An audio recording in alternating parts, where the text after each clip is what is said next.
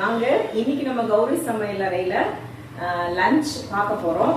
Breakfast and lunch நான் மோஸ்டா எல்லாம் சேர்த்தே பண்ணிடுவேன் காலையிலேயே. அதுக்கப்புறம் கௌரி ஷாப் ஒர்க் நிறைய இருக்கிறதுனால புதினா துவையல் பண்ண போறேன். அதே தான் மார்னிங்க்கு வந்து கோதுமை தோசைக்காக வச்சுக்க போறோம். அப்புறம் மத்தியானம் ரைஸுக்கும் சேர்த்து அது வச்சுக்க போறோம். அப்புறம் வந்து வாழைக்காய் பொரியல், அப்புறம் தக்காளி ரசம் இதுக்காக ரெடி பண்ணி வச்சிருக்கேன். இங்க பாத்தீங்கன்னா ஆல்ரெடி ரைஸ் வெந்துட்டு இருக்கு. இங்க வந்து தண்ணி கொதிச்சுட்டு இருக்கு. அப்படியே சமைச்சுக்கிட்டே நான் சொல்றேன். வாழைக்காய் இந்த மாதிரி கியூப்ஸா கட் பண்ணி வச்சிருக்கேன். இதை வந்து இதுல போட்டுக்கலாம். இது கொஞ்சம் குக் ஆனோடனே நம்ம வடிச்சு எடுத்துட்டு, இந்த வாழைக்காயில எப்பயுமே ஒரு வளவளப்பு தன்மை, கேஸ் அதெல்லாம் இருக்கும். ஸோ உருளைக்கிழங்கு வாழைக்காயெல்லாம் அந்த குக்கிங் வாட்டரை கீழே கொட்டிட்டு நம்ம அதுக்கப்புறம் யூஸ் பண்ணோம்னா அது உடம்புக்கு ரொம்ப நல்லது. இது ரொம்ப சீக்கிரமா குக் ஆயிடும். ஒரு 3-4 நிமிஷம் கொதிச்சு வந்தாவே போதும். இது கொதிக்கட்டும். இங்க என்ன ரெடி பண்ணி வச்சிருக்கோம்னா, கோதுமை தோசைக்கு எப்பயுமே வந்து 1 கிலோ கோதுமைக்கு ஒரு 200 கிராம் உளுந்து, ஒரு 50 கிராம் வெந்தயம், அதெல்லாம் போட்டு உப்பு சேர்த்து நான் மிஷின்ல கொடுத்து குறப்பா அரைச்சி வச்சுக்குவேன். அதை வந்து கரைச்சிட்டு நம்ம வெங்காயம், வெஜிடபிள்ஸ் எது வேணா போட்டுக்கலாம். இன்னைக்கு வெங்காயம், கருவேப்பிலை, கொத்தமல்லி போட்டிருக்கேன். கேரட் துருவி போட்டுக்கலாம், முட்டைக்கோஸ் போட்டுக்கலாம்.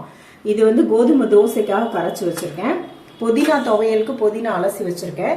தேங்காய் எப்பயுமே ஃப்ரிட்ஜில் இருக்கும் திருவுணுது, அதை எடுத்து வெளியே வச்சிருக்கேன் துவையலுக்காக.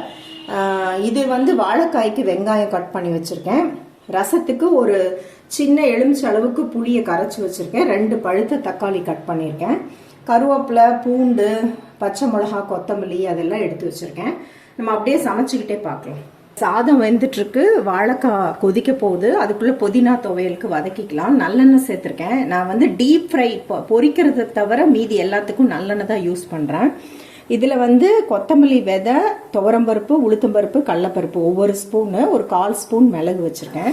இதை எண்ணெயில சேர்த்து நல்லா பொறுமையா வறுத்துக்கலாம். பாதி செவக்கும் போது சீரகம் 1 ஸ்பூன் போட்டுக்கலாம். காரத்துக்கு தகுந்த மாதிரி வரமிளகா ஒரு 5-6 வரமிளகா சேர்த்துக்கலாம். பருப்பெல்லாம் பதமா வறுபடுறதுல தான் வந்து அந்த துவையலோட டேஸ்டே இருக்கும். செவந்து வரும்போது பூண்டு ஒரு 5-6 பல்லு.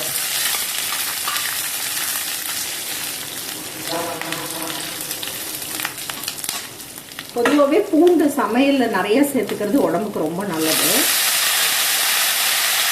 பரட்டி அது இந்த மாதிரி இந்த லைட்டா சுருங்கி வந்தா போதும். கலர் மாறுற அளவுக்கு வதக்க தேவையில்லை. ஒரு 2 இன்ச்சு சைஸ்க்கு புளி சேர்த்துக்கலாம். கொஞ்சமா தேங்காய் ஒரு கை அளவுக்கு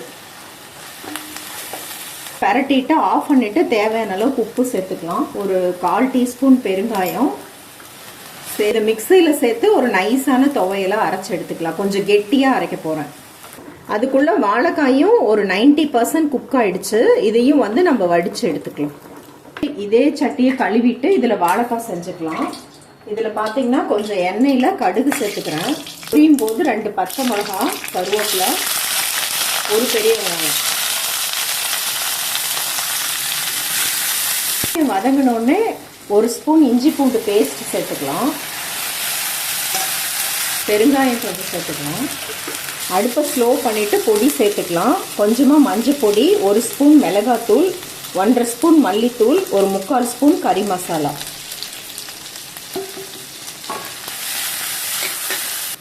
ஒரு 1/4 கப் போல் தண்ணி சேர்த்துக்கலாம். தேவையான அளவுக்கு உப்பு சேர்த்துக்கலாம். எல்லாம் கலக்கி விட்டுட்டு இந்த வெந்த வாழைக்காய் இருக்கு இல்லையா, இதை வந்து இதில் சேர்த்துடலாம். பண்ணி விட்டு அடுப்பை ஸ்லோவில் வச்சிடலாம். இந்த மசாலாலாம் வாழைக்காயில் நல்லா பிடிச்சி வரட்டும். ஒரு 5 நிமிஷம் ஸ்லோவில் இருக்கட்டும். இந்த பெருங்காயம், இஞ்சி பூண்டு, மல்லி, கறி மசாலாலாம் போட்டோன்னே இது குக் பண்ணும்போதே செம்மையாக ஒரு வாசம் வருது. இது ஒரு மசாலா மாதிரி ஒரு கோட்டிங் கொடுக்கும். அந்த மல்லித்தூள், கறி மசாலா, இஞ்சி பூண்டெல்லாம் போட்டு செய்கிறதுனால உங்களுக்கு ரசம் சாதத்துக்கு, தயிர் சாதத்துக்குலாம் தொட்டுக்கிறதுக்கு செம்மையாக இருக்கும். இப்போ நான் யூஸ் பண்ணது நம்ம கௌரி ஷாப்போட வறுத்த நாட்டு கொத்தமல்லி தூள். நாட்டு கொத்தமல்லி தூள் தான் சமையலுக்கு வந்து எக்ஸலண்ட்டாக ஒரு டேஸ்ட் தரும். அப்புறம் கொளத்தூர் வரமிளகாய் தூள், இதுவும் வந்து பியூராக நம்ம பண்ணுறோம் நம்ம கௌரி ஷாப்பில். அப்புறம் சேலம் ஸ்பெஷலான கறி மசாலா. இது நார்மலாக மார்க்கெட்டில் இருக்க கறி மசாலா மாதிரி இல்லாமல் உங்களுக்கு கசகசா, ஜாதிக்காய் அந்த மாதிரிலாம் போட்டு பண்ணுறதுனால நல்லா ஸ்ட்ராங்காக இருக்கும். கொஞ்சமாக யூஸ் பண்ணாவே நான்வெஜ்ஜுக்கு, வெஜ்ஜுக்கு எல்லாத்துக்குமே செம்மையாக ஒரு டேஸ்ட் தரும். இதெல்லாம் வேணும்னா ஷாப்பிங் லிங்க் வந்து கீழே டிஸ்கிரிப்ஷன் பாக்ஸில் கொடுத்துருக்கேன். வடிச்சு எடுத்தாச்சு. புதினா துவையல் ரெடி, வாழைக்காய் மசாலா பொரியல் ரெடி. இப்போ வந்து ரசம் இந்த பக்கம் பண்ண போறேன். இந்த பக்கம் தோசைக்கு கல் போட்டிருக்கேன், கோதுமை தோசைக்கு. கொஞ்சமா எண்ணெய் சேர்த்திருக்கேன். வெங்காயம் வடகம், தாளிப்பு வடகம் போட்டுக்கலாம். 2 பச்சை மிளகாய் உடைச்சு சேர்த்துக்கலாம். கருவேப்பிலை, தட்டி வச்ச பூண்டு. இதை நல்லா ஒரு பரட்டிட்டு 2 தக்காளி பொடியாக கட் பண்ணியிருக்கேன், அதை சேர்த்துக்கலாம். சிக்கனுக்கு தேவையான அளவுக்கு உப்பு சேர்த்துடலாம்.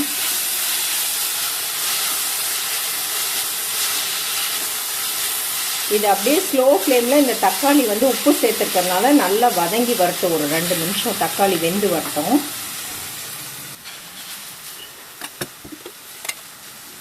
வதங்கி வந்தோடனே நம்ம கரைச்சி வச்சிருக்கோம் இல்லையா, புளியை சேர்த்துக்கலாம். இப்போ இந்த புளி வந்து பச்சை வாசம் போக ஒரு 2 நிமிஷம் கொதிக்கட்டும். நல்லா கொதிச்சு வந்தோடனே அடுப்பை ஸ்லோ பண்ணிட்டு பெருங்காயம், ரசப்பொடி, சீரகப்பொடி. ரசப்பொடி வந்து ஒரு சின்ன ஸ்பூன்ல 2 ஸ்பூன் போட்டேன். சீரகப்பொடி 1/2 ஸ்பூனு போட்டுட்டு இந்த ரசத்துக்கு தேவையான அளவுக்கு டைல்யூட் பண்றதுக்கு தண்ணி சேர்த்துக்கலாம். சேர்த்து நல்லா கலந்துட்டு நீங்க டேஸ்ட் பண்ணி பார்த்துட்டு தண்ணி, உப்பு, ரசப்பொடி இதெல்லாம் வேணும்னா அட்ஜஸ்ட் பண்ணிக்கலாம். நம்ம